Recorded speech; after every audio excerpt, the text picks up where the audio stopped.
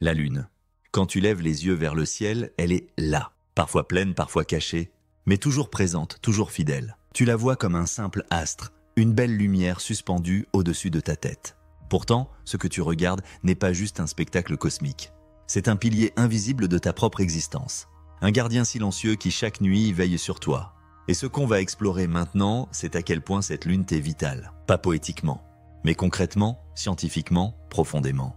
Car si elle disparaissait demain, la Terre ne tiendrait pas longtemps debout. Sans la Lune, ce monde que tu connais ne serait qu'un chaos de forces incontrôlées. Ce n'est pas de la science-fiction.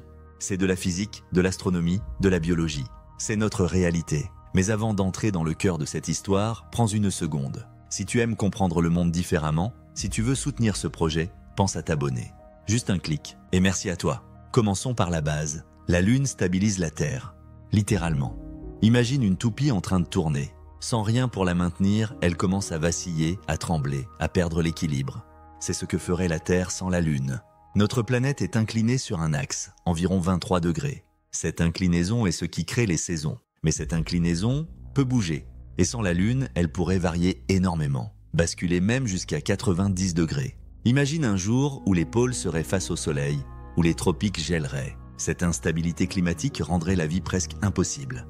Grâce à la force gravitationnelle qu'elle exerce sur la Terre, la Lune agit comme un gyroscope.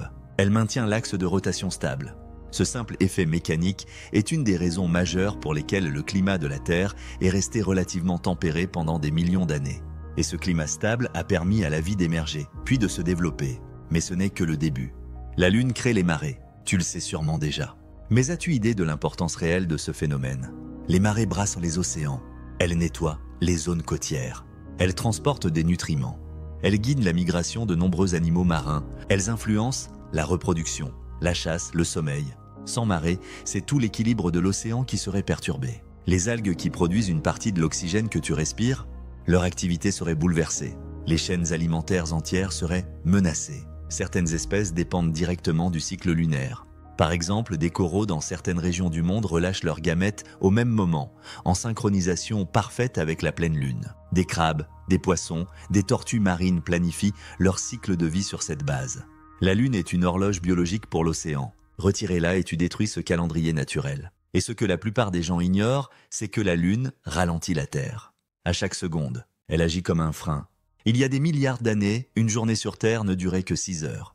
Petit à petit, à cause de la force de marée, la Lune a ralenti la rotation de la planète. Résultat, aujourd'hui, nous avons des journées de 24 heures.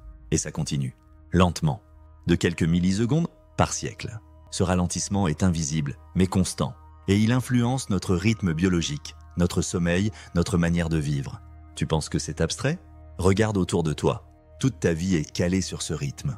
Ton corps, ton horloge interne, ton métabolisme. Si les jours duraient 10 heures ou 50, tu ne serais pas ce que tu es. Tes cellules fonctionnent en harmonie avec la durée actuelle d'une journée. Et cette durée, c'est la Lune qui l'a façonnée.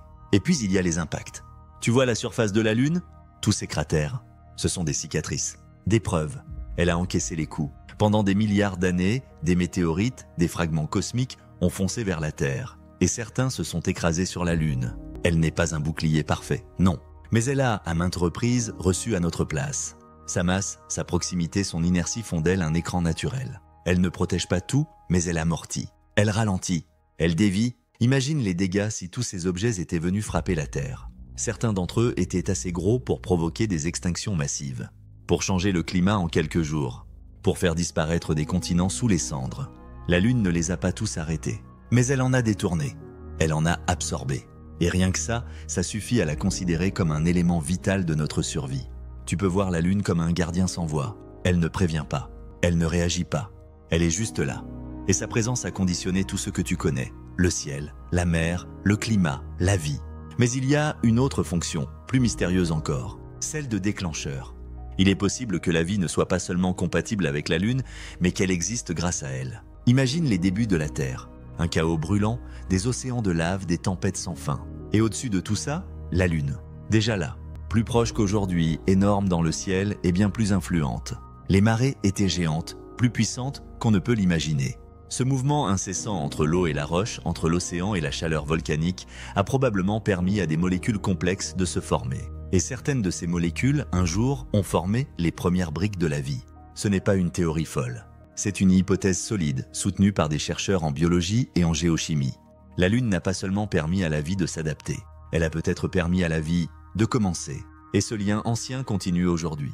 Même ton propre corps est sensible au cycle lunaire. Certaines études montrent que le sommeil humain peut être influencé par les phases de la Lune. Pas chez tout le monde, pas toujours, mais les faits existent. La pleine Lune semble allonger le temps d'endormissement, réduire la durée du sommeil profond. C'est subtil mais réel, et ce n'est pas juste chez l'humain.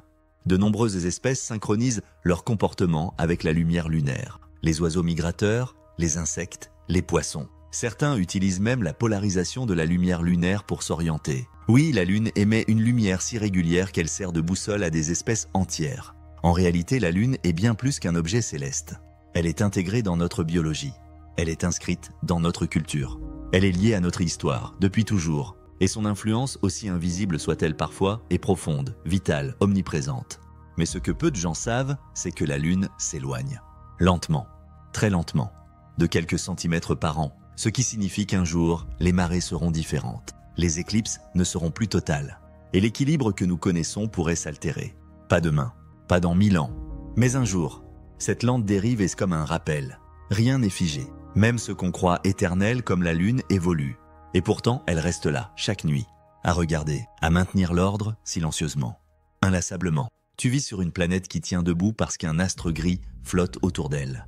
Et ce simple fait devrait suffire à te fasciner. Les humains ont toujours vu la Lune comme un mystère, un symbole, une divinité, un miroir. Elle a inspiré des chansons, des poèmes, des rêves.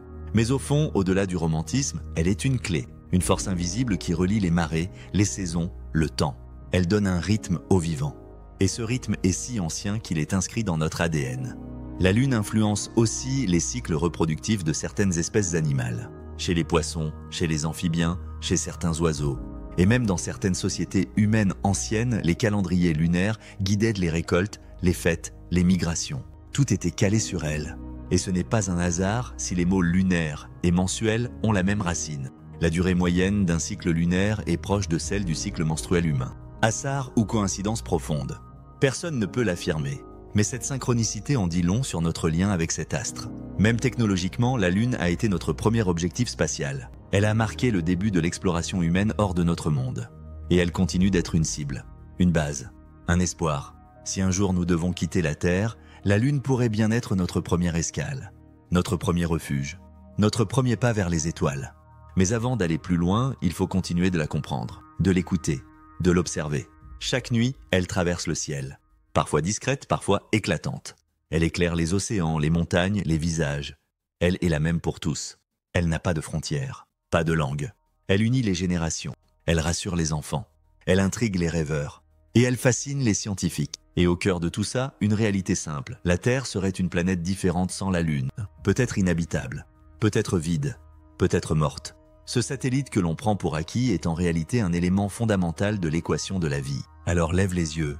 La prochaine fois que tu verras la Lune, ne la regarde plus comme avant. Voilà pour ce qu'elle est, un partenaire, un stabilisateur, une origine, et peut-être même une promesse. Parce que malgré sa distance, malgré son silence, malgré sa lente dérive, elle est encore là. Elle tourne patiemment.